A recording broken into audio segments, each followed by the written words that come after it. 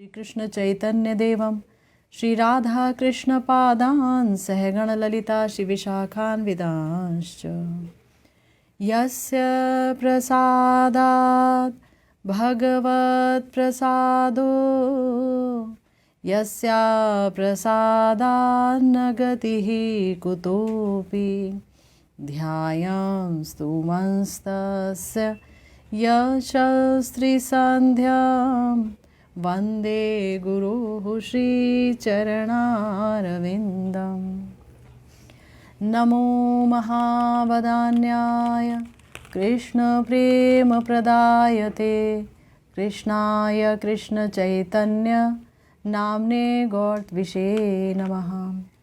हे कृष्ण करुणा सिन्धो दीनबन्धो जगत्पते गोपेश गोपिकान्त राधाकान्त नमोऽस्तुते।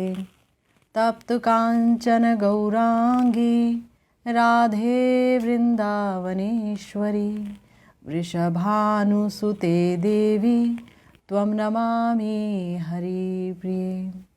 जय रूप सनातन भट्ट रघुनाथ श्रीजीव गोपाल भट्टदास रघुनाथ এই ছে গোসাইর করি চরণ বন্দন যাহা হইতে বিঘ্ননাশ অভীষ্ট পূরণ वाञ्छाकल्पतरुभ्यश्च कृपा सिन्धुभ्येव च पतितानां पावनेभ्यो वैष्णवेभ्यो नमो नमः। हरे कृष्ण कृष्ण कृष्ण हरे हरे हरे राम राम राम हरे हरे। आज हम सब एक बार फिर से एकत्र हुए हैं हमारे प्यारे आचार्य श्रीपाद नरोत्तम दास ठाकुर महाशय की प्रार्थनाओं पर चर्चा करने के लिए। आप सुनते चले आ रहे हैं कि श्री नरोत्तम दास ठाकुर महाशय ने वैष्णवों की महिमा का गान किया पिछली अनेक प्रार्थनाओं में, और उन्होंने वैष्णवों की कृपा की याचना की। कभी दीनता के कारण, जो कि प्रेम की परिपाक दशा है, जब प्रेम पूरी तरह से पक जाता है तो व्यक्ति दीन हो जाता है। लेकिन श्री नरोत्तम दास ठाकुर महाशय ने साधन भक्ति के द्वारा प्रेम को पाया हो, ऐसा तो नहीं है। वो तो स्वयं ही प्रेम आवेश अवतार हैं।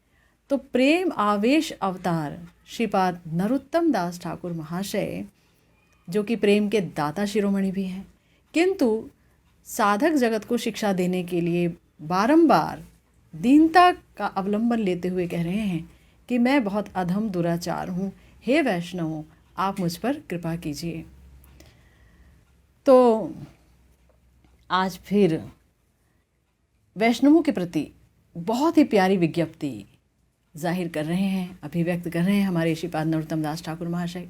बहुत ही सुंदर प्रार्थना है, आप लोगों ने ज़रूर सुनी होगी और कई बार गान भी किया होगा। आइए एक दफ़ा फिर से हम, ये बहुत ही प्यारी प्रार्थना है वैष्णवों के ऊपर, गान करते हैं इस प्रार्थना का। এই বার করুণা করো वैष्णव गोसाई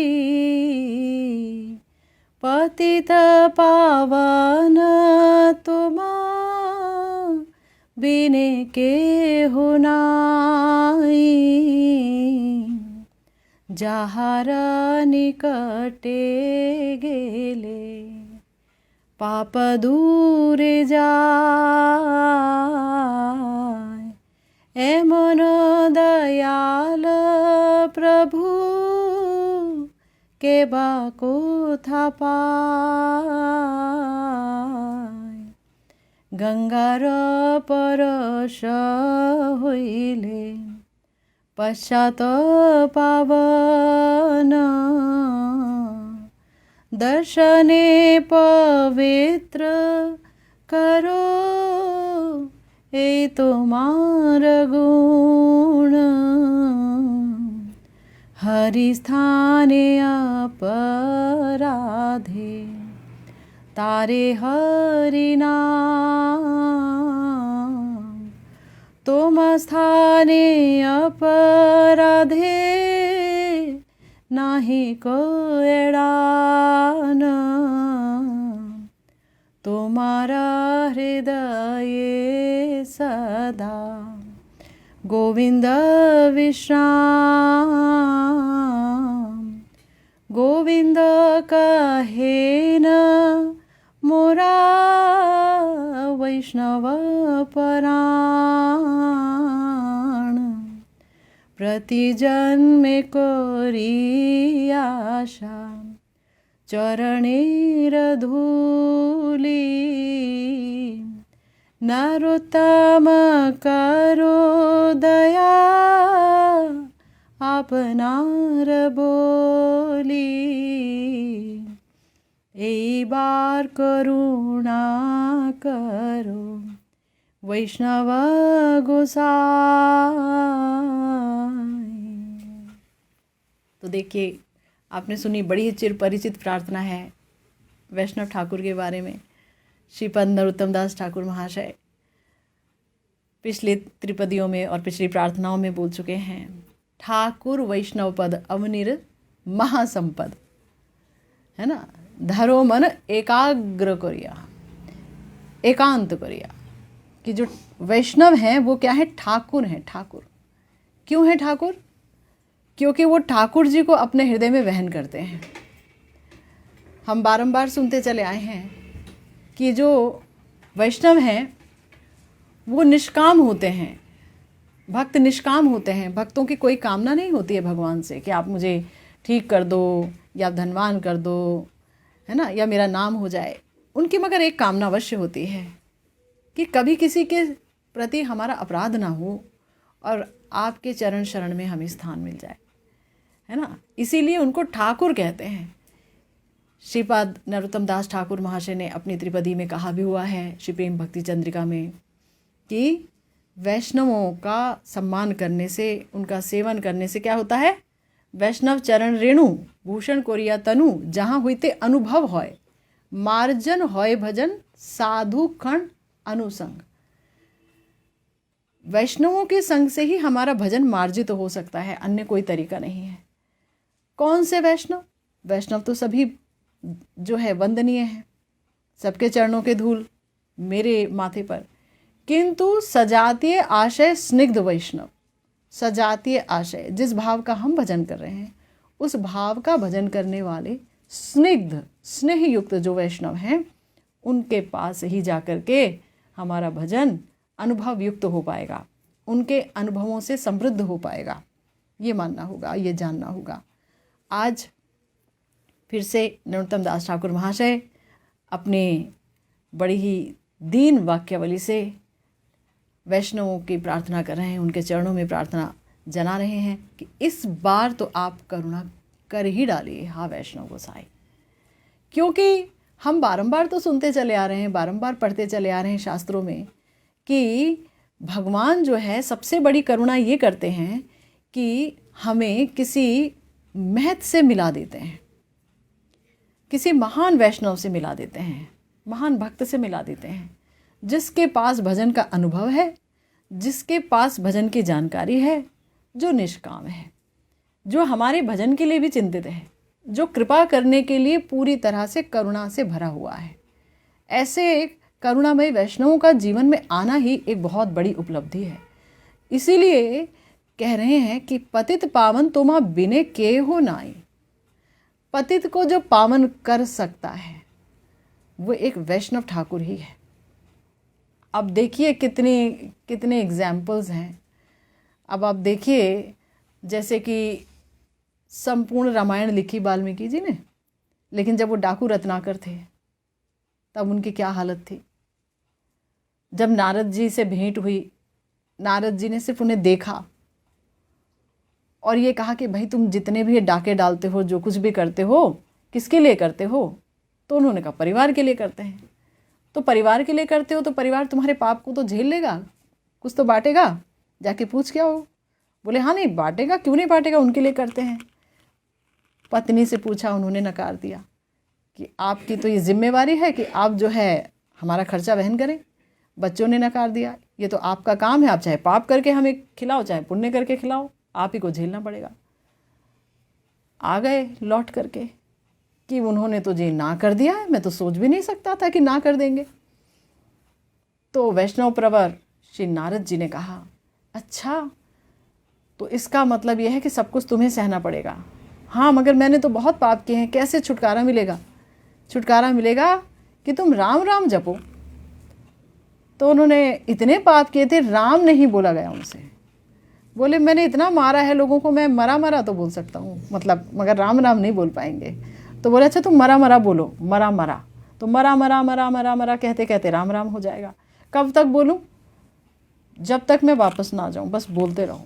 वो मरा मरा मरा मरा मरा मरा मरा कहते कहते कहते परम सिद्ध हो गए। फिर तो आपको पता ही है कैसे संपूर्ण रामायण उन्होंने लिखी वाल्मीकि जी ने, और कैसे परम भक्त हुए, है ना, वैष्णव की कृपा से। मृगारी वैष्णव की कृपा से, नारद जी की कृपा से कितने बड़े भक्त हुए। नलकूबर, मणिग्रीव, कृपा नहीं होगी तो कुछ नहीं हो सकता। हम अपने जीवन में भी महसूस करते हैं, जब वैष्णवों की कृपा हुई तो हमें पता चला कि पदार्थ और आत्मा में क्या अंतर है, शरीर और शरीरी में क्या अंतर है। देह के अंदर देही बैठा है, देही मैं हूँ, ये तो पार्थक्य पता ही नहीं था।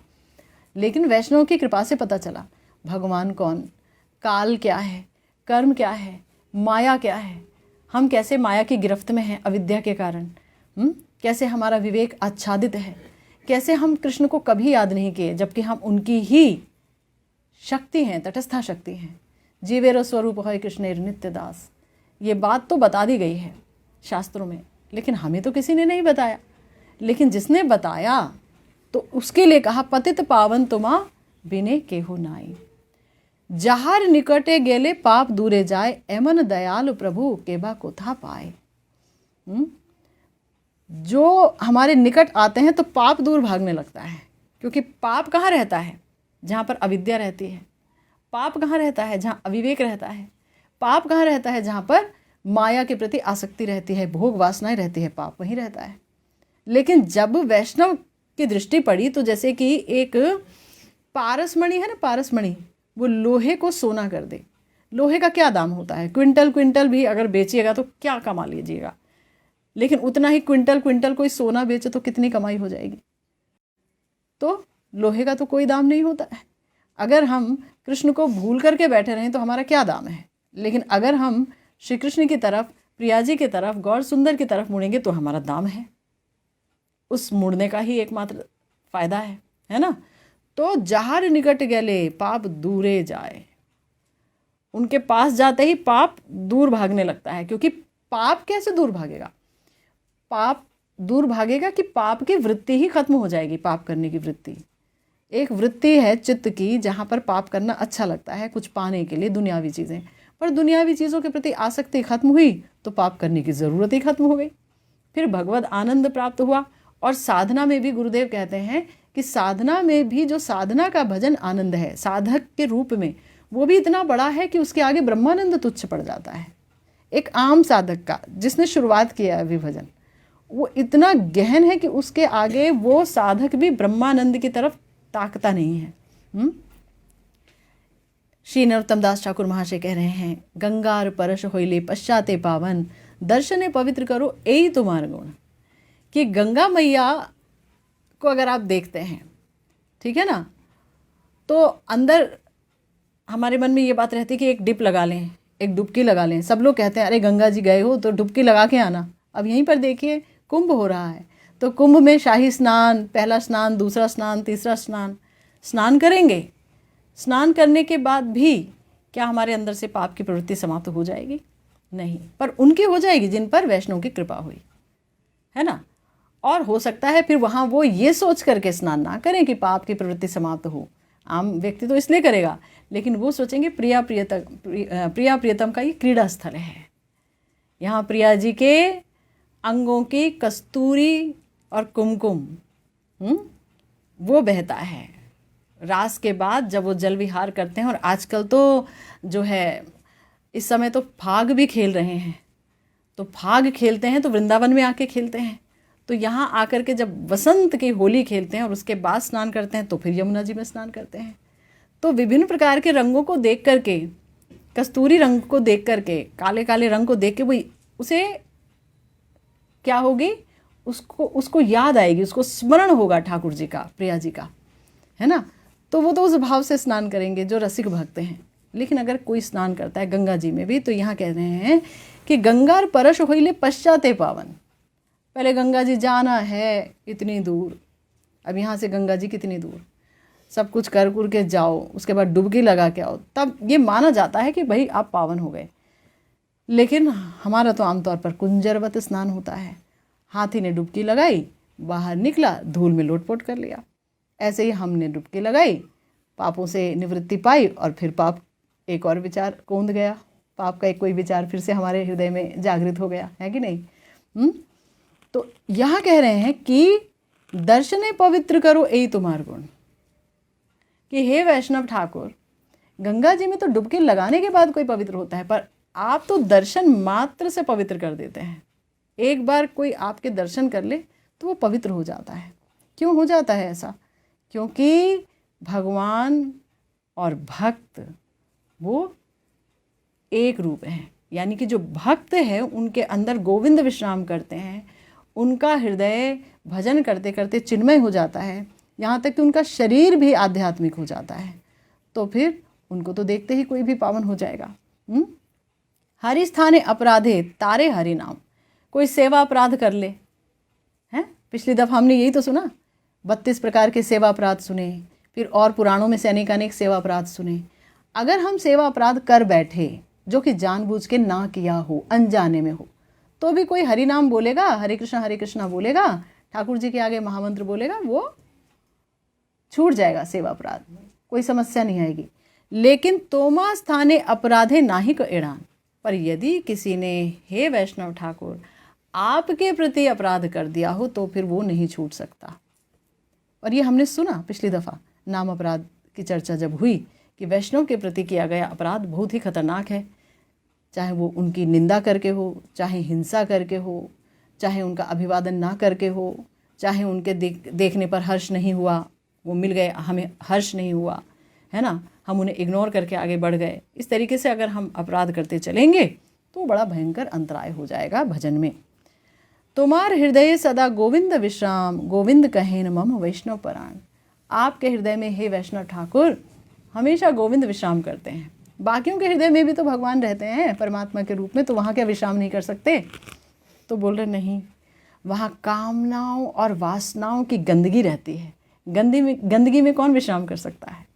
कामनाओं पे कामनाओं की गंदगी, कामनाएं जो हैं एक समाप्त नहीं होती, थोड़ी सी कामनाएं और उसके बाद और कामनाएं सिर उठा लेती हैं, और वासनाएं सिर उठा लेती हैं। तो इसलिए कहा कि ये जो वासनाएं हैं, ये जो कामनाएं हैं, उसकी मलिनता के कारण ठाकुर जी किसी के हृदय में विश्राम नहीं कर सकते, है ना, है कि नहीं। लेकिन जो भगवान का भक्त है वो भगवान के रूप गुण नाम लीला माधुरी में डूबा रहता है और सदा सर्वदा उनकी सेवा के लिए सचेष्ट रहता है, इसलिए भगवान उनके हृदय में सदा विश्राम करते हैं। गोविंद कहेन मम वैष्णव प्राण। गोविंद कहते हैं वैष्णव ही मेरा प्राण है। भगवान का भी कोई प्राण है? हाँ जी, वैष्णव प्राण है ना। अब इसकी व्याख्या करें तो बहुत दूर तक जाएगी, अभी हम गुरुदेव के व्याख्याओं का आस्वादन करेंगे। इसीलिए यहाँ पर श्री नरोत्तम दास ठाकुर महाशय कह रहे हैं, प्रति जन्मे कोरी आशा चरणेर धूली, नरोत्तमे करो दया आपनार बोली। कि प्रति जन्म में मैं बस यही आशा करता हूँ कि आपके चरणों की धूली मुझे मिलेगी। हम सुनते चले आए हैं, जड़ भरत जी ने महाराज रघुगण को क्या बोला था? यही तो बोला था कि चाहे आप सूर्यदेव की उपासना कर लीजिए, चाहे आप विभिन्न देवी देवताओं की उपासना कर लीजिए, पर आपको ज्ञान प्राप्त नहीं होगा, है ना। कौन सा ज्ञान? वो जो भगवान से मिला दे। तो फिर बिना महत पद रजो अभिषेकम, यानी महत के चरणों की धूल को जब हम अपने माथे पर ग्रहण करेंगे तो हमें कुछ अनुभव होगा भजन का। तो इसीलिए कहा यहाँ पर प्रति जन्मे करी आशा चरणेर धूली। देखिए नरोत्तम दास ठाकुर महाशय नित्यानंद प्रभु के आवेश अवतार हैं, कभी मत भूलिएगा। वो जो शिक्षा देंगे वो बहुत बड़ी शिक्षा होगी। वो ये भी कह सकते थे कि हे गौरांग महाप्रभु, मैं आपके चरणों की धूली लेना चाहता हूँ प्रतिजन्म। या वो ये भी कह सकते थे कि हे प्रिया जी, मैं आपके चरणों की धूली लेना चाहती हूँ। लेकिन उन्होंने ऐसा नहीं कहा। उन्होंने कहा कि प्रति जन्म में मैं आपके चरणों की, यानी कि वैष्णवों के चरणों की धूली लेना चाहता हूँ। नरोत्तमे करो दया आप नार बोली, कि हे नरोत्तम दास ठाकुर महाशय कह रहे हैं कि हे वैष्णव ठाकुर, आप मुझे अपना बोल करके मेरे पे दया कीजिए, अपना समझ करके, पराया मत समझिएगा। तो हम तो प्रिया जी को बोलते हैं कि हम आपकी दासी हैं, आपकी दासी हैं, हमें अपना समझ लीजिएगा। लेकिन यहाँ नरोत्तम दास ठाकुर महाशय कह रहे हैं वैष्णव को कि आप मुझे अपना समझ करके मुझ पर कृपा कीजिएगा, क्योंकि अपने पर जैसी कृपा होती है वैसी पराय पर तो नहीं हो सकती है ना। अपना लीजिएगा मुझे। तो ऐसी बड़ी ही प्यारी विज्ञप्ति कर रहे हैं। और हमारे गुरुदेव जो है अपनी सुधा कणिका व्याख्या में इस प्रार्थना की जो व्याख्या कर रहे हैं, प्रार्थना के बारे में जो वर्णन कर रहे हैं, वो बहुत ही सुंदर है। आइए हम आस्वादन करते हैं अपने प्यारे श्री गुरुदेव के अनुगत्य में। वो कहते हैं, शीला ठाकुर महाशय वैष्णव चरणों में दैन्य ज्ञापन करते हुए उनकी करुणा के लिए प्रार्थना कर रहे हैं कि हे वैष्णव गोसाई, इस बार कृपा करो, आपके जैसा पतित पावन विश्व में और कोई नहीं। श्रीमद् भागवतम में वचन है, भजन्ति ये यथा देवान देवा अपि तथैव तान छायेव कर्म सचिवः साधु दीन वत्सलः।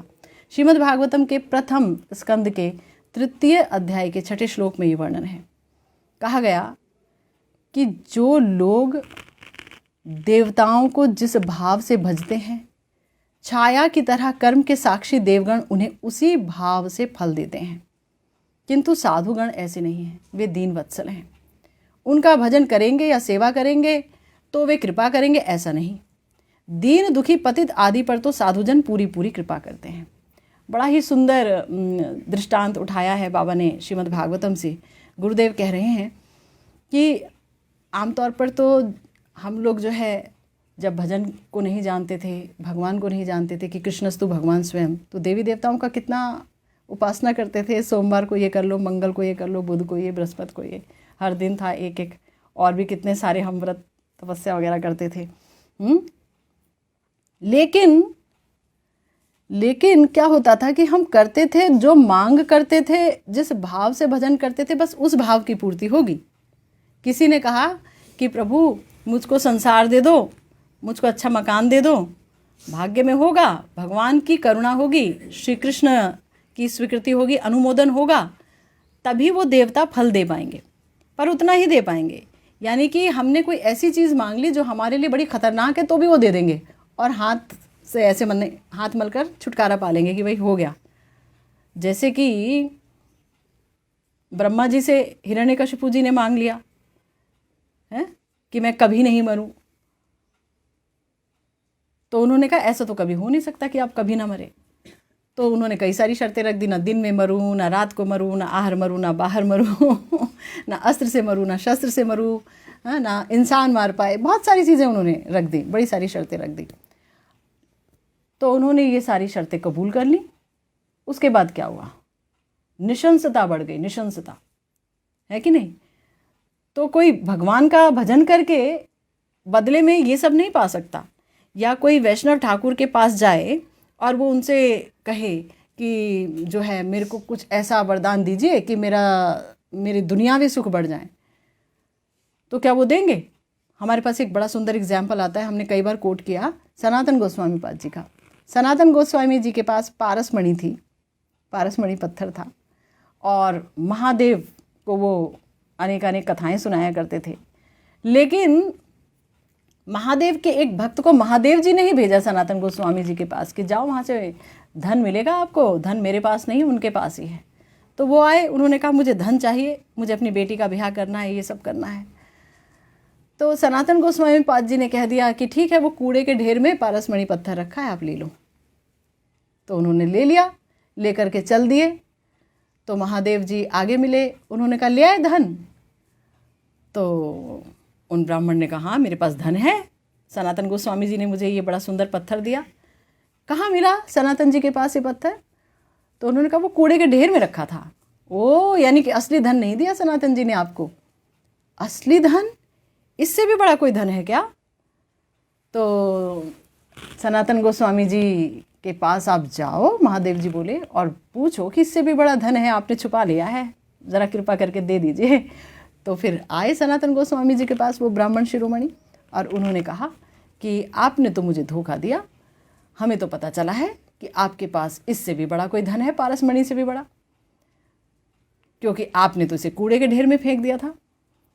तो सनातन गोस्वामी जी मुस्कुराए, धन तो है, लेकिन कहीं इनकी इच्छा ना बदल जाए बाद में। तो उन्होंने कहा, आप इस पारसमणि को पहले जमुना जी में फेंक आओ, उसके बाद धन का पता बताऊंगा। तो पारसमणि पत्थर को जाकर के जमुना जी में फेंका उन्होंने, उस विप्र शिरोमणि ने, और फिर आए तो सनातन गोस्वामी जी ने कहा, ये हरे कृष्ण महामंत्र ही मेरे पास महाधन है, ठाकुर जी का नाम यही महाधन है, यही मैं आपको दे सकता हूँ, है ना। तो बताइए, वैष्णव के पास आए तो उन पर कृपा हुई कि नहीं हुई? और उनको भेजा भी किसने? वैष्णव शिरोमणि शंभु ने, हैं, भगवान शिव ने। वैष्णवा नाम यथा शंभु, यही ना बोला गया है उनके लिए कि वैष्णवों में जैसे सबसे अग्रगण्य कौन है? शंभु, भगवान शिव। तो इसीलिए गुरुदेव यहाँ पर कह रहे हैं कि साधुगण ऐसे नहीं हैं कि अगर आप उनका भजन करेंगे, सेवा करेंगे, तभी वो कृपा करेंगे। ऐसी कोई शर्त नहीं है कि आप भजन करो, सेवा करो, ये करो, वो करो, नहीं। कृपा वो करेंगे दीन दुखी पतित पर, और पूरी पूरी कृपा करेंगे। क्यों? क्योंकि ये जो कृपा शक्ति है भगवान के द्वारा ही उनके हृदय में दे दी गई है। भगवान की प्रेरणा के अनुसार वो कृपा होती रहेगी। वो ना भी चाहें तो भी वो कृपा करेंगे ही करेंगे, है कि नहीं? क्योंकि भगवान की प्रेरणा ही ऐसी उत्पन्न होगी उनके हृदय में। तो गुरुदेव आगे कहते हैं भक्ति संदर्भ का एक श्लोक लेकर के, सताम कृपा च दुर्वस्था दर्शन मात्रोद्भवा न स्वोपासनाद्यपेक्षा यथा श्री नारदस्य नलकुबर मणिग्रीवयो। बहुत बड़ी बात कह दी कि साधुगण की कृपा तो जीव की दुर्वस्था देखकर ही उत्पन्न हो जाती है। इसके लिए जीव को उनकी उपासना करने की कोई आवश्यकता नहीं है। जीव को देखते ही, कैसे? जैसे कि कुबेर नंदन नलकुबर और मणिग्रीव की दुर्वस्था देखते ही उन पर नारद जी की कृपा हुई। नलकुबर और मणिग्रीव जी की तो कथा आपको पता ही है। कुबेर जी के पुत्र हैं और धन के मद में पूरे चूर, अप्सराओं के साथ ये स्नान कर रहे थे। और वहाँ से नारद जी जब गुजरे तो अप्सराओं ने तो शर्म के मारे अपने आप को वस्त्रों से आच्छादित कर लिया, पर ये मद में चूर थे और ये मजाक उड़ाने लगे नारद जी का। नारद जी ने देखते ही इन पर कृपा कर दी। नारद जी की दृष्टि पड़ी तो उनको इतनी दया आ गई कि इतने बड़े देवता के पुत्र होकर के ये अपना जीवन कैसे खराब कर रहे हैं। और उस कृपा के कारण ही उनको अभिशाप दे दिया कि जाओ तुम वृक्ष योनि को प्राप्त करो। अब वृक्ष योनि को प्राप्त करो, ठीक है, ये तो बड़ी भयंकर सजा है। नहीं नहीं नहीं, वृक्ष योनि को प्राप्त करो वहाँ जहाँ पर श्री कृष्ण अपनी बाल लीलाएं करेंगे, वहाँ जाओ और अनेक कल्पों तक तुम उनका इंतज़ार करो और अपने द्वारा किए गए अपराध के प्रति हमेशा क्षुब्ध रहो, पश्चाताप करते रहोगे, क्योंकि तुम्हें ये बात याद रहेगी कि तुमने क्या किया था। यानी वृक्ष की योनि पाते ही तुम सब कुछ भूल जाओगे ऐसा नहीं है, तुम्हें हर बात याद रहेगी। तो जाओ वही करो। तो इतनी बड़ी कृपा भगवान, जो कि योगेंद्र मुनीन्द्र वृंद के ध्यान में भी नहीं आते हैं, उनके चरण की नखमणि की एक प्रभा का आभास कण को पाने के लिए कितने कल्पों तक योगेंद्र मुनीन्द्र जो है तपस्या करते हैं। तो उन भगवान की समस्त बाल लीलाओं में ये सुंदर दृष्टा बने रहेंगे, ये देखेंगे अपनी आंखों से, और उनके द्वारा बाद में इन्हें मुक्ति भी प्राप्त होगी। और साधारण मुक्ति नहीं कि आपको फिर से आपका शरीर प्राप्त हुआ, वापस कुबेर जी के पास चले गए, नहीं, अब आप मेरे भक्त बन जाओगे। भगवान यही कहे ना आगे कि आप पर तो मेरे भक्त की कृपा हुई, इसलिए मैं कृपा कर रहा हूँ। तो देखते ही कृपा हो गई। यानी कि अगर उन्होंने डांटा, नारद जी ने श्राप दिया, तो भी वो उनके हक के लिए था, उनके लिए अच्छा था, है ना। इस बात को तो समझने वाले भी तो होने चाहिए। बाद में उन्होंने ये समझा कि इतना बड़ा सुख जो मुझे मिल रहा है, आज परमानंद मिल रहा है, ठाकुर जी जो मेरे सामने खेल रहे हैं, बाल लीलाएं कर रहे हैं, इतना बड़ा सुख तो मुझे कभी मिल ही नहीं सकता था। ऐसा तो मैंने कोई साधना ही नहीं की। ऐसी कोई साधना की थी नलकूबर मणिग्रीव जी ने? नहीं, बस उन पर नारद जी की कृपा हुई। तो आगे बोला, कहार निकटे गैले पाप दूरे जाए, एमन दयाल प्रभु केवा को था पाए। बृह नारदीय पुराण में देखने में आता है कि हरि भक्ति पराणांतु संगिनाम संग मात्रतः मुच्यते सर्व पापेभ्यो महापातक वानपि। अर्थात हरि भक्ति परायण भक्तों की तो बात दूर, उनके संगियों के संग मात्र से ही महापात की भी सभी पापों से मुक्ति पा लेता है। ये बड़ी सुंदर बात हो गई।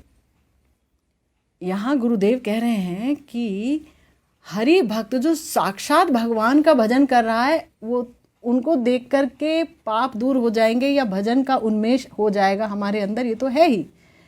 किंतु अगर ऐसा ना हो पाया तो उन भक्तों के साथ जो रहते हैं, संगी मात्र जो उनके साथ रहते हैं दिन रात साए की तरह, उनका संग करते हैं, अगर कोई उनका भी दर्शन कर ले तो भी उसका महापातक रूपी पाप भी विनष्ट हो जाता है ना।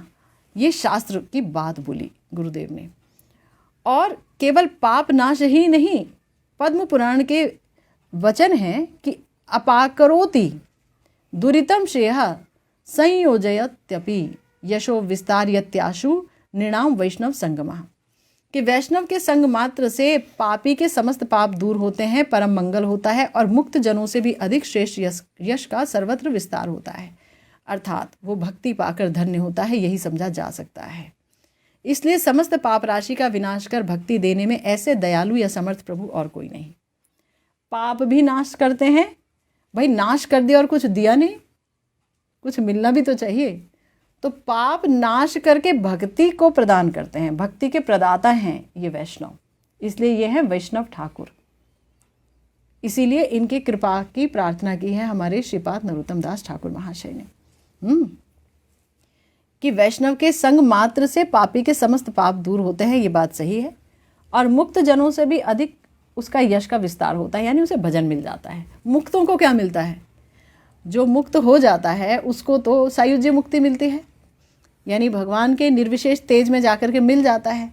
तो वहाँ सेवा नहीं है, वहाँ भगवान की लीलाएं नहीं है, वहाँ रस वैचित्री नहीं है, वहाँ भगवान की मधुरिमा को देखने का आनंद नहीं है, मुरली को सुनने का आनंद नहीं है, लीला का कुछ है ही नहीं वहाँ अता पता। तो फिर जो मुक्तों को मिलता है उससे कहीं कोटि कोटि गुना ज़्यादा मिलता है जो एक वैष्णव संगी का संगी है उसे। तो गंगार परश हईले पश्चाते पावन, गुरुदेव कह रहे हैं दर्शने पवित्र करो यही तुम्हार गुण। श्रीमद् भागवतम में कहा गया, न ह्यस्मयानि तीर्थानि न देवा मृच्छिलामयाः ते पुनन्त्यरुकालेन दर्शनादेव साध्वः, कि जलमय तीर्थ और मृत शिलामय देवमूर्ति साधु गणों की तरह जीवों को पवित्र नहीं कर सकते, कारण कि वे बहुत दिनों में या पर काल में पवित्र करते हैं, किंतु साधु गण दर्शन मात्र से ही सबको पवित्र कर देते हैं। बड़ी सुंदर बात। ठाकुर जी के विग्रह की अपेक्षा ये वैष्णव का जो दिव्य शरीर रूपी विग्रह है उसकी महत्ता बताई गई है, कि भगवान का भजन करते करते खूब धूप बत्ती दिखाते दिखाते भी कोई ज़रूरी नहीं है कि अंदर पवित्रता का संचार हो। ऐसे बहुत लोग होते हैं कि जो बहुत धूप बत्ती और सब कुछ दिखा रहे होते हैं, लेकिन उनके हृदय में कभी भी कृष्ण सेवा, कृष्ण को सुख पहुंचाऊं, ऐसी सेवा करूं, ऐसी वासनाएं नहीं भी उठती हैं। उनके अंदर कई बार यश मान प्रतिष्ठा की वासनाएं उठने लगती हैं और बहुत बड़ी होती चली जाती हैं, पैर फैलाने लगती हैं। लेकिन अगर कोई प्यारे वैष्णव ठाकुर को जीवन में प्राप्त कर ले तो बोला तब तुरंत ही वो पवित्र हो जाएगा, उसके अंदर ऐसी वासना कभी उठेगी ही नहीं। क्यों? क्योंकि वैष्णव उसके समस्त चित्तवृत्ति को भगवान की तरफ लगा देंगे, है ना। जब उनकी कृपा के छींटे पड़ेंगे तो कृपा के छींटे का मतलब क्या है? किसी के अंदर भजन होगा, भजन का अनुभव होगा, तो इसका मतलब वो छींटे पड़ेंगे ही पड़ेंगे उसका संग करने से। तो हृदय में कुछ और आएगा ही नहीं। हमारे गुरुदेव कई बार कहते हैं कि जितनी मात्रा में हमें भगवान में आसक्ति होगी उतनी ही मात्रा में हमें अन्यत्र विरक्ति होगी, दूसरी जगह विरक्ति होगी। ये सीधा सा समीकरण है। तो आसक्ति यहाँ अगर पूरी होगी तो फिर दुनियावी जो आसक्ति है वो शून्य हो जाएगी, पूर्ण विरक्ति हो जाएगी। श्री कृष्ण ने नलकूबर और मणिग्रीव से कहा है, भगवान ने जब, अगर आपको याद हो वो लीला, दामोदर लीला, यशोदा मैया ने बांध दिया था ठाकुर जी को रस्सी से, बड़ी मुश्किल से बांधा और वो तो चली गई, लेकिन वो अपने उखल को ले गए, इतने छोटे से ठाकुर जी, लेकिन अपने उखल को गिराया उन्होंने और लुढ़काते लुढ़काते ले गए। यमलार्जुन नामक 2 पेड़ थे उनके बीच में से, और उन दोनों को गिरा दिया।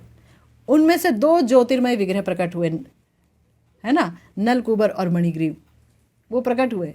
और ठाकुर जी यानी श्याम सुंदर के सखा वहाँ देख रहे हैं लेकिन जब उन लोगों ने बताया मैया को और सबको, तो कोई विश्वास नहीं किया कि ऐसे ही बोल रहे हैं, इतना छोटा सा लाला थोड़ी ना कर सकता है कुछ भी। ये तो गिर गए और मेरा लाला बच गया किसी तरह से, क्योंकि हम भगवान नारायण की पूजा करते हैं इसलिए हमारा लाला बच गया उन्हें ये बात समझ नहीं आई कि लाला नहीं गिराया, सखा लोग देख रहे हैं।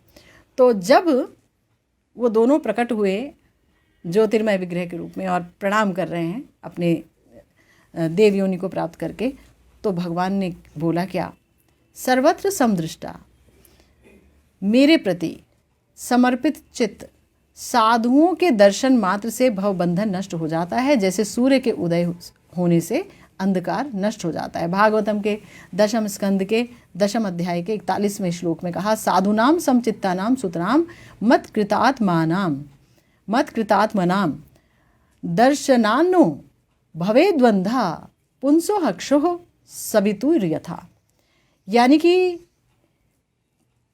मेरे प्रति जो समर्पित चित्त साधु हैं वो कैसे हैं, सर्वत्र समदृष्टा, सबके प्रति उनकी समान दृष्टि है, सब अच्छा भजन करें, उनकी यही चिंता है, हर एक कोई अच्छा भजन करे, हर कोई भगवान का अंश है, किसी के प्रति ना राग है ना द्वेष है, कि किसी के प्रति तो बहुत प्रेम हो जाए और किसी से घृणा करने लगे।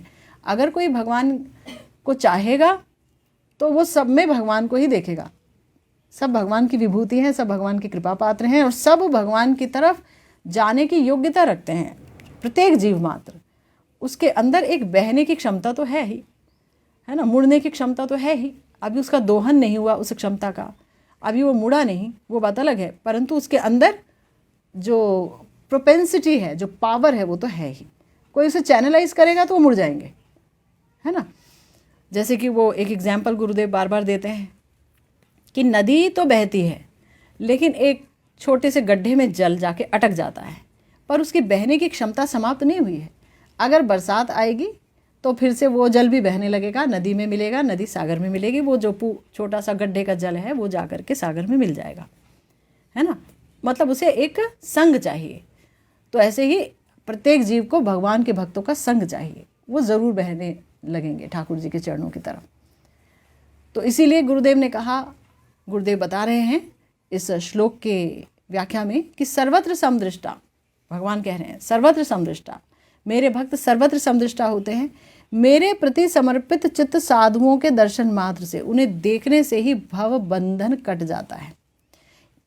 ये तो हमने सुना ही है कि जो देवी देवता हैं वो भी अमर नहीं है, उनको भी मरना पड़ता है अपना समय आने पर। लेकिन वो जो भगवान के भक्त हैं, भगवान के कृपा पात्र हैं, भगवान का प्रेम प्राप्त करके वो भगवान की लीलाओं में प्रवेश कर जाते हैं। इसीलिए कहा जाता है नित्य लीला प्रविष्ट, कि वो नित्य लीला में प्रवेश कर गए, उनकी अब वापसी नहीं है, अब वो वापस नहीं आएंगे, समझ गए। यानी कि वो मरते नहीं हैं, भगवान की लीलाओं में प्रवेश कर जाते हैं। तो भगवान कह रहे हैं कि देखो ये भवबंधन नष्ट होना ये मामूली बात नहीं है। तुम अपने बारे में सोचो, कहाँ पर थे, हैं? अपने पिता के ऐश्वर्य को ऐसे भोग रहे थे कि किसी को कुछ भी नहीं समझते थे। तुमने साधु की अवमानना की, अपमान किया। इतनी अक्ल नहीं कि अगर साधु वहाँ से गुजर जाएं, नारद जी जैसे साधु, तो उनके प्रति प्रणाम जनाएं, उन्हें प्रणाम करें, शर्म करें अपने जो है हरकतों पर। ये सब तो समझ नहीं आई, तो तुमको तो दंड मिलना चाहिए था। अगर उनकी कृपा नहीं होती तो तुम तो ऐसे ही घोर नरक में पड़े रहते, विषय भोग करते, और फिर एक दिन समय आता तो मर जाते। है ना, फिर अनेक योनियों में जाना पड़ता। लेकिन वो तो भला हुआ आपकी किस्मत का कि नारद जी की नज़र आप पर पड़ गई, है ना। और इसीलिए बोला कि मेरे प्रति समर्पित चित्त साधुओं के दर्शन मात्र से भवबंधन समाप्त हो जाता है। आपने उनके दर्शन किए इसलिए आपने मेरे दर्शन किए, मैं आपको इसलिए मिला क्योंकि वो आपको मिले, तो अब जो है भवबंधन आपका समाप्त हो गया। जैसे सूर्य के उदय होने से अंधकार नष्ट हो जाता है ना। आगे पद्म पुराण में कहा, गंगादि पुण्य तीर्थेषु यो नरः स्नातुमिच्छाति यह करोति सताम संगम तयो सत्संगमो वरः। यह स्नातः शांति सितया साधु संग तिंगया किंतस्य दानहे किं तीर्थे किं तपोभिः किं ध्वरेः। यानि यानि दुरापाणि वांछितानि महीतले प्राप्यन्ते तानि तान्येव साधूनामेव संगमात्। अर्थात जो गंगा आदि पुण्य तीर्थों में श्रद्धापूर्वक स्नान करते हैं और साधु संग करते हैं, उनमें साधु संग ही श्रेष्ठ है। अगर किसी को ये ऑप्शन दिया जाए कि आज जो है जाकर के आप वहाँ जाइए फला फला जगह और आप डुबकी लगाइए, गंगा जी में आपको डुबकी लगाने का अवसर मिल रहा है, और दूसरी जगह ये भी समाचार आपको मिल जाए कि आज बहुत बड़े महत सजाती आशय स्निग्ध वैष्णव बहुत बड़े महत पधार रहे हैं आपके यहाँ और सत्संग की बरसात होगी और सत्संग में डूबने का मौका मिलेगा, तो जो अक्लवान होगा, जो विवेकशील होगा, वो कहेगा मैं फिर कभी चला जाऊंगा गंगा जी में स्नान करने, नहीं भी गया तो कोई बात नहीं, मुझे ये सत्संग नहीं छोड़ना है। हम बारंबार ये सुन चुके हैं कि भगवान सत्संग के वशीभूत जितने होते हैं वैसे स्वाध्याय, दान, तपस्या, तीर्थ, व्रत आदि के भी वशीभूत नहीं होते हैं। सुना ना हमने पिछली दफ़ा, इस दफ़ा भी यही बात कह रहे हैं ठाकुर जी। कह रहे हैं कि साधु संग ही श्रेष्ठ है गंगा आदि पुण्य तीर्थों में स्नान की अपेक्षा। अर्थात जो स्निग्ध उज्ज्वल साधु संग रूपी मंदाकिनी में स्नान करते हैं, उन्हें दान, तीर्थाटन, तपस्या और यज्ञ की क्या आवश्यकता है ना, कि विभिन्न तीर्थों में जाऊं, उसकी कोई आवश्यकता है, उसे आवश्यकता नहीं है। या तपस्या करूं, आवश्यकता नहीं है। दान करूं बहुत जगह जाके, आवश्यकता नहीं है। हालांकि दान पर गुरुदेव ने, कल ही मैं उनको सुन रही थी, उन्होंने एक बहुत प्यारी बात कही। गुरुदेव ने कहा कि गोपियां श्याम सुंदर से कह रही हैं कि हे श्याम सुंदर, आप क्या करते हैं ना, प्रणत देहि नाम पाप कर्षणम, कि आप जो है समस्त जो जन हैं जो आपके चरणों की शरण लेते हैं, आप उनके पाप हटा देते हैं, पाप कर्षणम, है ना। और आप उनको त्रिवर्ग दे देते हैं, त्रिवर्ग दे देते हैं। इसका मतलब धर्म दे देते हैं, अर्थ दे देते हैं और कामनाएं पूर्ण कर देते हैं। तो गुरुदेव कह रहे थे कि यहाँ पर जो अर्थ है, जो पैसा है, अगर किसी के पास वो पैसा है तो वो पैसे से बहुत जल्दी प्रेम भक्ति प्राप्त कर सकता है। पूछो कैसे? बताया कि वो पैसे से प्रेम भक्ति आसानी से ऐसे प्राप्त कर सकता है कि वो वैष्णव सेवा कर सकता है, और किसी विशिष्ट वैष्णव की जो कि परम भक्तिमान हैं और निष्किंचन हैं, अगर उनकी सेवा कर दी जाए, निष्किंचन होकर के ही सेवा कर दी जाए, तो गुरुदेव कहते हैं कि उनको प्रेम रूपी धन बहुत जल्दी प्राप्त हो जाता है। तो ऐसा धन मैं अपने भक्तों को प्रदान करता हूँ कि जो गलत कार्यों में ना लगे और गलत कार्यों से ना उपजे। और धर्म क्या बताया गुरुदेव ने? धर्म बताया कि धर्म का अर्थ है प्रेम धर्म। परित्राणाय साधूनां विनाशाय च दुष्कृतां धर्म संस्थापनार्थाय संभवामि युगे युगे। बड़ी प्यारी व्याख्या की गुरुदेव ने 2 लाइनों में। उन्होंने कहा परित्राणाय साधूनां, साधु का मतलब ये है कि जिसके अंदर प्रेम है, कृष्ण प्रेम है, वही साधु है, और साधु की अन्य कोई पहचान नहीं है। भगवान के प्रति जो प्रेम युक्त है वो साधु है। तो परित्राणाय साधूनां, जिसके अंदर भगवान के प्रति बहुत प्रेम है। तो गुरुदेव ने बड़ी रसिक व्याख्या की कि सबसे ज़्यादा प्रेम किसके अंदर है श्री कृष्ण के प्रति? श्री राधा रानी के अंदर। उनके अंदर है मादनाख्या महाभाव, अधिरूढ़, है ना, और मोदन जो कि मोहन बन जाता है विरह में। ऐसे श्रीमती राधा रानी के आगे तो किसी के अंदर प्रेम नहीं है, क्योंकि वो प्रेम की अधिष्ठात्री देवी ही है। ठाकुर जी का जो स्वरूप आनंद है, वही स्वरूप आनंद जो है जब मूर्त रूप धारण करता है, आह्लादनी शक्ति तो प्रिया जी हैं। तो ऐसी परम महत परित्राणाय साधु नाम, तो ऐसे जो महत हैं श्री राधा रानी और ब्रज के परिकर और जो इस जगत में भी कृष्ण प्रेम से वशीभूत हैं, कृष्ण प्रेम के कारण जो कृष्ण दर्शन के लिए विरही आत्मा है, उनका परित्राण करने के लिए, उनको दर्शन देने के लिए मैं आता हूँ। ये उनके अवतार लेने का हेतु है। परित्राणाय साधु नाम, this is the first cause. वो आते हैं कि इनकी विरह अग्नि को शांत करने के लिए मैं आता हूँ। परित्राणाय साधु नाम, विनाशाय च दुष्कृताम के लिए बोला कि जो दुष्ट हैं वो श्री कृष्ण के प्रति इतना अपराध करते हैं, इतना द्वेष पालते हैं कि अगर वो नरक में गिरे ना तो उनके किसी काल में नरक से निष्कृति ना हो। तो ठाकुर जी उन पर कृपा करते हैं कि ठाकुर जी उनको अपने हाथ से ही पहुंचा देते हैं। कहाँ? ब्रह्मलोक, यानी माने सिद्ध लोक, जहाँ पर कि निर्विशेषवादियों की सायुज्य मुक्ति होती है, वहाँ पर पहुंचा देते हैं इन सारे के सारे राक्षसों को। तो इनको मुक्ति प्रदान कर देते हैं, जो कि कोई नहीं दे सकता, ये मुकुंद ही दे सकते हैं। तो विनाशाय च दुष्कृताम में भी कृपा हो गई, उस विनाश में भी कृपा है। भगवान का कोई भी कार्य कृपा के अलावा तो कुछ होता ही नहीं है ना, ये याद रखना है। कृपा के अलावा वो कुछ करते नहीं, उन्हें आता नहीं है कुछ करना। तो परित्राणाय साधु नाम, विनाशाय च दुष्कृताम, धर्म संस्थापनार्थाय, धर्म माने प्रेम धर्म संस्थापनार्थाय। ये this is very amazing explanation. प्रेम धर्म संस्थापनार्थाय संभवामि युगे युगे। प्रेम कोई और नहीं दे सकता है श्री कृष्ण के अलावा। गौरांग महाप्रभु के रूप में आए, प्रिया जी का महाभाव और उनकी करुणा शक्ति को लेकर के, उनके अंग वर्ण को लेकर के, तो उन्होंने कितना प्रेम लुटाया। और जब श्री कृष्ण रूप में भी आए तो उन्होंने राग भक्ति दिखाई ना, कि देखो मुझे तो मैया ऐसे करती है ना तो मैं उनके वश में आ जाता हूँ, सखियाँ ऐसे बोलती हैं तो मैं उनके वश में हूँ। प्रिया यदि करे मान, करे ताड़न भत्सन, वेद स्तुति होते से ही हरे मोर मन। तो कितना कुछ दिखाया है ना। प्रेम धर्म को स्थापित करते हैं वो। हम ये मत सोचिए कि कहीं यज्ञ को, दान को, इन सब को स्थापित करते नहीं, प्रेम धर्म को स्थापित करते हैं। तो इसलिए कहा गया कि इस जगत में अगर कोई भगवान के भक्तों के संग रूपी मंदाकिनी में, जो कि स्निग्ध होती है और उज्जवल होती है, स्निग्ध है, वहाँ पर अगर मान लीजिए हम गंगा जी में भी स्नान करने जाएंगे तो गंगा जी में भी हमारे पैर के नीचे बालू आएगा, कंकड़ आ सकता है, स्नान करेंगे ऊपर आए तो पता नहीं कोई चीज़ बहती हुई लग सकती है ना। स्निग्धता वहाँ नहीं भी हो सकती है, ठीक है। लेकिन जो साधु संघ है, वो जो संघ है वो स्निग्ध होगा, स्नेह युक्त होगा, कृपा युक्त होगा और उज्ज्वल होगा। उज्ज्वल क्या चीज़ होती है? उज्ज्वल होता है कृष्ण प्रेम, प्रिया जी का प्रेम, प्रिया प्रियतम के प्रेम युक्त होगा तो उज्ज्वल होगा। तो उसमें अगर कोई स्नान करता है तो उसे ना दान की ज़रूरत, न तीर्थ की ज़रूरत, न तपस्या की, न यज्ञ की। वो एक कमरे में बैठ करके आराम से भजन करे और प्रिया प्रियतम को प्राप्त कर ले, परंतु उसके जीवन में सॉलिड साधु संग हो। इस विश्व में जो जो सुदुर्लभ और काम्य वस्तुएं हो सकती हैं, गुरुदेव कहते हैं, वो सब साधु संग से मिल जाती हैं। इसीलिए गंगा स्नान की अपेक्षा साधु संग रूपी गंगा में स्नान करने का बड़ा उत्कर्ष देखा जाता है।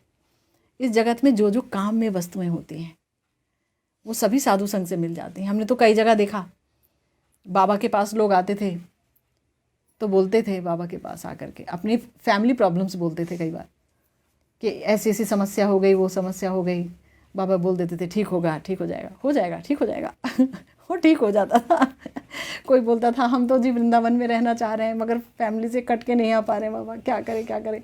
बाबा बोलते थे हो जाएगा, आ जाओगे वृंदावन भी। तो काम्य वस्तु, ये तो भक्ति वाली काम्य वस्तु है। कोई कहता था मेरे ब्याह नहीं हो रहा, मैंने ऐसे भी लोगों को देखा, मेरा ब्याह नहीं हो रहा, ब्याह नहीं हो रहा। बाबा देख रहे हैं, मन में तो सोच रहे हैं बाबा कि क्या मांग रहा है संसार चक्र, है ना। अरे जो संसार चक्र से पार जाना चाहता है वो मेरे पास आता है, ये संसार मांगने मेरे पास आ रहा है। पर इतने प्यारे गुरुदेव कभी नहीं कहा कि तुम ये क्या मांग रहे हो। मैं तो शायद बोल भी दूं, मुंह फटूं, बाबा ने कभी नहीं बोला। इतना स्नेह से युक्त बाबा सबके प्रति गुरुदेव हैं। तुम मांग रहे हो कोई बात नहीं, उनको पता है कि मिलेगी तुमको, मगर ऐसे मिलेगी कि तुम्हारा जी भर जाएगा, तुम खुद ही अलग हो जाओगे, खुद ही भजन में आ जाओगे, है ना। देंगे ज़रूर, ठीक है। ए बड़ो मूर्ख आमी विज्ञ है ना। विष कहनो दीवो स्वचरणामृत दिए विष भुलाई वो। महाप्रभु कहते हैं ना कि ये तो महामूर्ख है, मैं तो ज्ञानवान हूँ, ये मुझसे क्या मांग रहा है, विष मांग रहा है, मैं तो ज्ञानवान हूँ, मैं विष क्यों दूंगा, अपने चरण का अमृत दूंगा और इसे विष भुला दूंगा। इस श्लोक की, इस प्यार की व्याख्या में एक बहुत बड़े मतलब मैंने एक गुरुदेव हैं, उनसे मैंने इस श्लोक की व्याख्या के बारे में पूछा कि एक जगह ठाकुर जी कहते हैं कि मैं तो भक्ति नहीं देता आसानी से, है ना, भक्ति देता ही नहीं, भक्ति लुका छुपा के रखता हूँ। और दूसरी तरफ कह रहे हैं कि ये बड़ा मूर्ख है और ये मेरे से विषय मांग रहा है, इसे विषय क्यों दूंगा, इसे स्वचरणामृत दे करके इसे विष भुला दूंगा। तो दो बातें एक ही जगह में कह दी, तो मतलब अब क्या समझा जाए। तो उन्होंने कहा देखो, एक व्यक्ति जो कि खूब अच्छा भजन कर रहा था, ठीक, प्रारब्ध या संस्कार के अनुसार उसके जीवन में अचानक एक विषय रूपी भयंकर चीज खड़ी हो गई। अब वो मुझसे विषय मांग रहा है, कर तो रहा था मेरा भजन खूब अच्छे से, बीच में प्रारब्ध आ गया, वो कह रहा है मुझे तो ये दे दो, ये लड़की दे दो, ये लड़का दे दो प्रभु। ठाकुर जी कह रहे हैं कि भाई ये बड़ा मूर्ख है, इसको मैं ये विषय दे दूं, ऐसा विषय इस तरीके से दूंगा कि इस विषय का नाम नहीं लेगा, कभी भी दूंगा, निराश नहीं करूंगा, ऐसा दूंगा कि विषय को छोड़ के मेरे ही नाम के अमृत में डूबा रहेगा।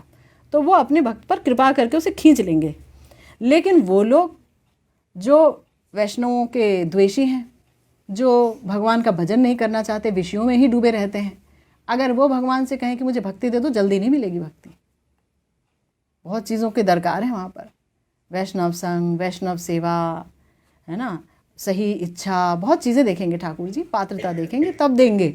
गौरांग महाप्रभु की बात नहीं हो रही है, श्री कृष्ण की बात हो रही है, पात्रता देखेंगे। ये यथा माम प्रबद्धन्ते ताम तथैव भजाम्यहम्, ये रहेगी बात। तो ये बड़ा सुंदर चीज़ है। आगे बोल रहे हैं कि हरि स्थाने अपराधे तारे हरि नाम, तोमा स्थाने अपराधे नाही को एड़ान। श्री हरि के निकट किसी भी प्रकार का अपराध हो तो श्री हरि का नाम उसे नष्ट कर देता है। भगवान तो हैं ऐसे करुणा में, उन्हें पता है भाई ये मुझे मेरे प्रति अपराध करके ही रहेगा, ये क्या करेगा बेचारा, हो ही जाएगी। हमें बताया बाएं हाथ से तुलसी जी को नहीं छूना है, परंतु हम तो अपने उसमें लगे हुए हैं, बाएं हाथ से यहाँ से भी तोड़ा, यहाँ से भी लो दो, चढ़ाओ। और ठाकुर जी मुस्कुरा रहे हैं कि ये तो बड़े मन से चढ़ा रहे। ठाकुर जी ने कहा चढ़ा दो, और हरि नाम भी कर रहा है, वो तो इतने सारा लाखों माला कर रहा है। ठाकुर जी कह रहे बहुत बहुत अच्छा, मैं बहुत प्रसन्न हूँ। पता है कि ठाकुर जी को कभी कोई झूठी चीज़ नहीं चढ़ाई जा सकती। बोला जाता है ना कितनी बार, पहले भगवान के लिए अमनिया भोग बनेगा, ठाकुर जी पाएंगे, आप उस पर नज़र भी नहीं रखेंगे, क्या बना है, पर्दा खोल के भी नहीं देखेंगे। जब बाकायदा अच्छे से भोग लगेगा फिर आपके पास आएगा, आप लेंगे। लेकिन शबरी जी के बारे में क्या कहेंगे? शबरी जी को तो अपना होश नहीं, वो तो अपना खा रही हैं कि कहीं कोई बेर कड़वे या खट्टे या ज़्यादा सूखे ना निकल जाएं, और खिला रही हैं, खा रही हैं, खिला रही हैं। वहाँ प्रेम इतना अधिक है कि वो भूल गई सब कुछ, डूज एंड डोंट्स पता है नहीं, विधि निषेध पता नहीं, और ठाकुर जी तो प्रेम के वश में है भाई। वो तो एक एक बूंद के प्रेम को चखने के लिए कितनी उनकी तपस्या है, तो सुना है ना आपको। तो फिर राधा रानी का प्रेम के आगे वो कितने विवश हैं, वो तो सोचा भी नहीं जा सकता। तो श्री हरि के निकट किसी भी प्रकार का अपराध हो तो श्री हरि का नाम नष्ट कर देता है उसे। इसी प्रकार भक्त के अनजाने में हुए सेवा अपराध आदि नित्य नाम कीर्तन से विनष्ट हो जाते हैं। अनजाने में हुए अपराध, जानबूझ के नहीं। अब आपको पता ही चल गया कि भाई बाएं हाथ से हमको तुलसी जी नहीं चढ़ानी है, और हम जिद करें कि नहीं मेरे को बाएं हाथ से चढ़ाने में आनंद आता है ना, बाएं लग गया तो क्या हुआ, आप बार बार मत बोला करो, लग गया तो लग गया। बोले ये बात जानबूझ कर हो रही है, ये तो फिर हो जाएगा नाम अपराध, ये नाम अपराध बन जाएगा, तो ये फिर रक्षा नहीं होगी हमारी। किंतु वैष्णव के निकट अपराध होने से वो प्रबल नाम अपराध गिना जाता है, श्री हरिनाम उसे नष्ट नहीं करते। वैष्णवों के निकट अगर कोई नाम अपराध हो गया तो वो बड़ा नाम अपराध गिना जाता है, और फिर भगवान कुछ नहीं कर सकते। इसमें एक बड़ा अच्छा एग्जाम्पल दिया था बाबा ने, हाँ मेरे को याद आ गया, एक बड़ी सुंदर एग्जाम्पल दी बाबा ने बोला, गुरुदेव ने, मान लीजिए एक राजा था, उसने अपने एक आदमी को बोला कि मैं तुम्हें ये अधिकार देता हूँ कि तुम जिस आदमी के सामने खड़े हो जाओगे जिसको फांसी लगने वाली है तो उसे कभी फांसी नहीं लगेगी। ठीक ठीक है, तो बहुत बड़ी बात है। वो जहाँ जहाँ जाके खड़ा हो जाता, अगर फांसी लगने वाली थी तो फांसी की सज़ा टाल दी जाती। तो कालक्रम में उस आदमी ने अपनी बेटी का ब्याह किया। बेटी के पति को ये जब बात पता चली कि अगर मैं कितने भी पाप करूं मेरे को कोई सज़ा नहीं मिलेगी, उसने तो अंधाधुंध पाप करने शुरू कर दिए। ये पाप, वो पाप, ये गलत काम, वो गलत काम, क्योंकि मेरा तो जो ससुर है उसको तो इतनी बड़ी वरदान मिला है, तो वो अपनी बेटी को विधवा थोड़ी ना करेगा। कितना बड़ी अपना, बहुत अच्छा है अपना, जितना पाप करो, पाप कर रहे हैं। समय आया, राजा ने कहा भाई इसको फांसी की सज़ा मिलेगी। तो फांसी की सज़ा के लिए ले जाया जा रहा था। तो आदमी बड़ा खुश, ससुर जी आएंगे और बचा लेंगे, मुझे तो फांसी की सज़ा मिलेगी नहीं। बेटी ने कहा कि जाइए पिताजी, आप बचा लीजिए मेरे स्वामी को, उन्हें फांसी की सज़ा होगी। पिताजी ने कहा कि इस बार मैंने डिसाइड किया कि उसे मैं नहीं बचाऊंगा।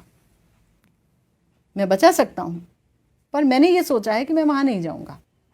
वो नहीं गए और उसे फांसी की सज़ा हो गई। यानी जिस हरि नाम का सहारा लेके हम बचना चाहते हैं पापों से, अगर जानबूझ करके हम अपराध करेंगे, नाम अपराध करेंगे, तो फिर श्री हरिनाम संतुष्ट नहीं होंगे, वो रक्षा नहीं करेंगे, प्रेम प्रदान नहीं करेंगे। तो इसीलिए यहाँ कहा गया कि इसी प्रकार भक्त के अनजाने में हुआ सेवा अपराध आदि नित्य नाम कीर्तन से तो नष्ट हो जाता है, किंतु वैष्णव के निकट अपराध होने से वो प्रबल नाम अपराध गिना जाता है। श्री हरिनाम उसे नष्ट नहीं करते। जिन वैष्णवों के प्रति अपराध है उनके प्रसन्न होने पर ही उसका विनाश होता है, अन्य कोई उपाय नहीं। नाम अपराध वर्णन के प्रसंग में पद्म पुराण में पहले ही कहा गया है, सताम निंदा नामनः परम अपराधम वितनुते यतः ख्यातिम यातम कथम उत्सहते तद्विगर्हाम। यानी महत व्यक्ति की निंदा श्री नाम के निकट प्रबल अपराध का विस्तार करती है।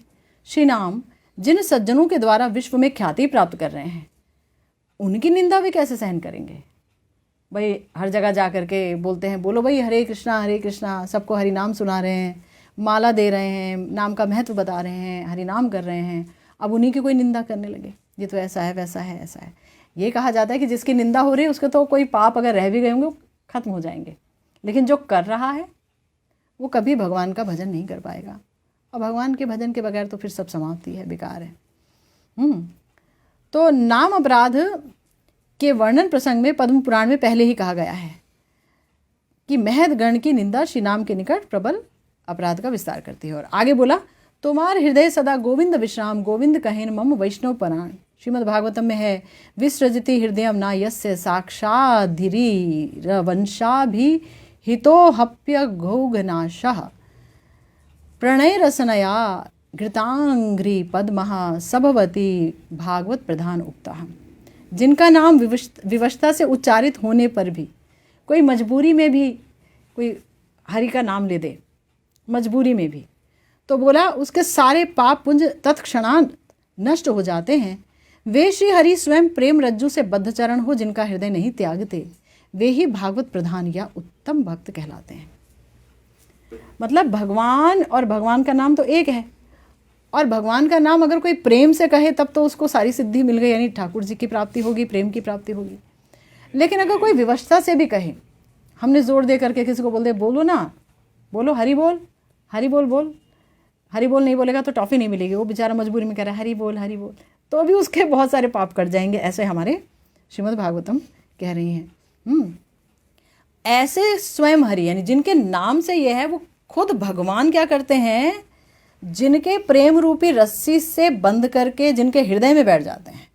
ठाकुर जी खुद तैयार हैं कि आप मुझे रस्सी से बांध लो, मैं आपके हृदय में बंद के बैठूंगा, प्रेम रूपी रस्सी से। अगर कोई कहे रस्सी से बंधने में तो बड़े दुख हैं, तो आप ऐसे क्यों कह रहे हैं, तो बोले नहीं, ठाकुर जी को बहुत सुख मिलता है प्रेम रूपी रस्सी से बंधने में, उनके सुख के लिए उन्हें बांधा जाता है। तो जो उनके प्रेम रूपी रस्सी से बंध जाते हैं और उनका हृदय नहीं त्यागते हैं, जिनका हृदय भगवान नहीं त्यागते हैं, उन्हें ही कहते हैं उत्तम भक्त, भागवत प्रधान। ईश्वर स्वरूप भक्त तार अधिष्ठान, भक्तेर हृदय कृष्णेर सतत विश्राम। ईश्वर स्वरूप हो जाते हैं भक्त। भगवान ने स्वयं कहा कि वैष्णव उनके प्राण हैं। श्री दुर्वासा ऋषि से कहते हैं, साधु हृदयम मह्यम साधु नाम हृदयम त्वहम मद नृत्य ना जानंती ना हम तेभ्यो मनागपि। श्रीमद् भागवतम में कहा कि हे ब्राह्मण, साधुगण मेरे हृदय हैं, मेरे प्राण हैं, और मैं भी साधुओं का प्राण हूँ। वो मुझे छोड़ कुछ नहीं जानते, मैं उन्हें छोड़ कुछ नहीं जानता। कब कहा? जिस समय दुर्वासा जी ने कृत्या छोड़ी थी ना, किन पे छोड़ी थी? महाराज अम्बरीश पर। करेक्ट, अम्बरीश जी पर कृत्या राक्षसी छोड़ी थी, क्योंकि जो महाराज अम्बरीश थे वो एकादशी का व्रत काफ़ी समय से कर रहे थे। अब जिस दिन पारण का समय आया, दुर्वासा जी आ गए अपने दलबल को लेकर के, और उन्होंने कहा कि हम अभी स्नान करके आते हैं, हमारे साथ ही उद्यापन करना। समय बीतता जा रहा था, क्योंकि एक समय विशेष के अंदर एकादशी का व्रत खोलना होता है, पारण करना होता है। समय बीतता जा रहा था, यहाँ महाराज बहुत परेशान हो गए। उन्होंने अपने जो है पुरोहित जी से पूछा, क्या करूं?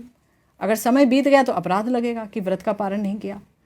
तो उनको कहा कि आप जल पी लीजिए थोड़ा सा, तो उससे व्रत खुलेगा भी और नहीं भी खुलेगा।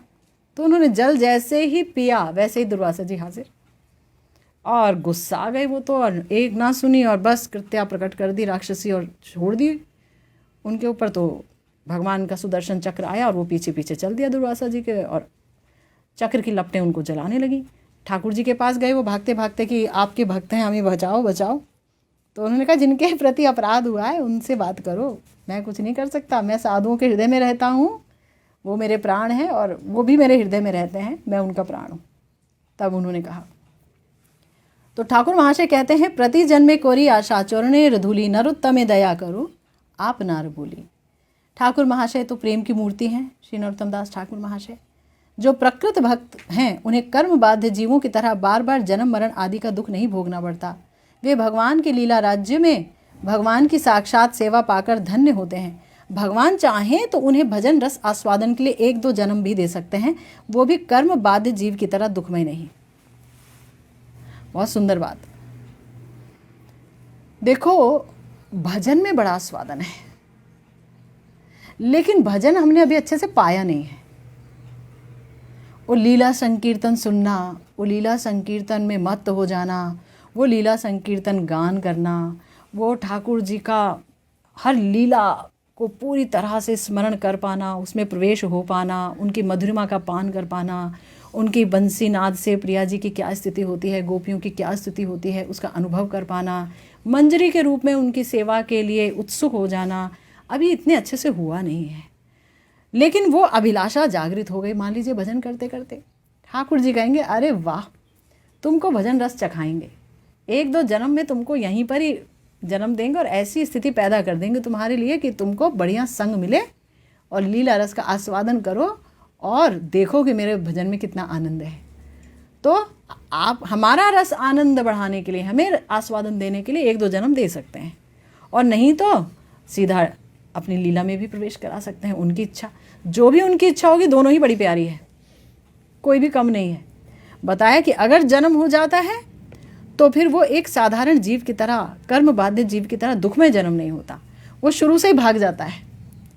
पढ़ते पढ़ते ही मैंने कितने वैष्णव जीवनी पढ़ी, और उसमें पढ़ी जो बड़े बड़े बाबा जी हुए, जो जिन्हें सिद्धि मिली, ऐसे अनेक हैं। कुछ एक तो हैं जो बहुत पढ़े लिखे थे, ऐसे अनेक हैं जो पढ़ रहे हैं, उन्हें पढ़ाई समझ नहीं आई, पढ़ाई वढ़ाई कुछ समझ नहीं आती थी, पढ़ाई वढ़ाई छोड़ करके चले गए, वृंदावन आ गए, और आ करके यहाँ पर भक्त संग में रहने लगे और भजन करने लगे, और करते करते करते लीला रस आस्वादन में डूबे। ऐसा भजन किया कि उनको सिद्धि प्राप्त हो गई। समझ रहे हैं? तो उन्हें पढ़ाई रूपी दुख नहीं झेलना पड़ा। टीचरों की डांट फटकार, माँ बाप की एक्सपेक्टेशंस, समाज की आशाएं, तुम ये बनो वो बनो, ये क्यों नहीं बनते वो क्यों नहीं बनते, ब्याह करो, बच्चे करो, फिर उन्हें पालो, फिर उन्हें अच्छा स्कूलिंग दो, फिर अच्छी जगह ब्याह करो, फिर हमें भी इनवाइट करो। ये सारी चीज़ें जो अचड़ा खचड़ा है वो सब उनको बेचारों को झेलना नहीं पड़ा। दे वर वंडरफुल, हम बेचारे हैं, दे वर वंडरफुल। तो उन लोगों को भगवान ने बचा लिया। क्यों बचाया? क्योंकि भगवान उनको जन्म देना चाहते थे लीला रसास्वादन के लिए। हमें सुनने में आया कि मनोहर दास बाबा जी महाराज है, उन्हें 8 जन्म के बाद सिद्धि मिली। 8 जन्म तक वो बाबा जी बने, पेड़ों पे बैठ बैठ के भजन करते थे पिछले जन्मों में, इतने विरक्त, पेड़ों के नीचे रह रह के भजन करते थे। 8वें जन्म में सिद्धि मिली, उन्होंने पूरे 8 जन्म का अपना भजन यात्रा बताई कि 8 जन्म में ये हुआ मेरे साथ और अब सिद्धि का समय है। तो सोचिए, जब उनकी ये बात है तो भगवान ने जानबूझ के दिया, और वो पनिशमेंट नहीं है, भगवान ने बार बार उन्हें संसार से निकाल के और वेश दे करके और आराम से भजन का सुयोग दिया। बच्चे के रूप में उन्हें क्या पता मुझे क्या करना है, लेकिन ठाकुर जी को तो पता है ना कि मुझे क्या कराना है, तो वो पकड़ के निकाल देते हैं। तो इसलिए यहाँ पर बोला गुरुदेव ने कि भगवान जो है भजन रसास्वादन के लिए चाहें तो 1-2 जन्म दे सकते हैं, तथापि प्रेमिक दैन्यवश सोचते हैं, हाय हाय प्रभु, जो मैंने कर्म किए हैं उनसे बार बार जन्म मरण आदि के क्लेश भोगना अनिवार्य है। इसलिए वो जन्म मृत्यु के नाश के लिए श्री हरि चरणों में प्रार्थना नहीं करते। अगर ये प्रार्थना करेंगे कि मेरा जन्म मृत्यु नाश हो जाए तो हमारा अपना लॉस हो जाएगा। अगर हमें पूर्ण आस्वादन ही नहीं मिला, पूर्ण प्रेम प्राप्ति नहीं हुई, तो वहां जाके करेंगे क्या? राक्षसों ने क्या किया? भगवान सामने आ गए। गोपियाँ कहती हैं कि इनको देखने के लिए हमारी 2 आँखें वो नाकाफ़ी हैं, क्योंकि उस पर भी पलक रूपी आच्छादन दे दिया ब्रह्मा जी ने। उनको तो योग्य सृष्टि करनी नहीं आती, हमें हजारों आँखें देती है ना।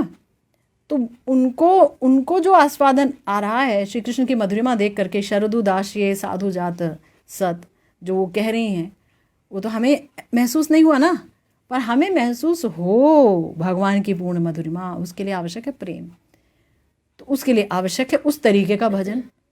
तो ठाकुर जी कृपा करके अगर 2-4 जन्म दे ही दें और भजन का आस्वादन पका पका करके पिला के लाएं, तो उसमें प्रॉब्लम क्या है?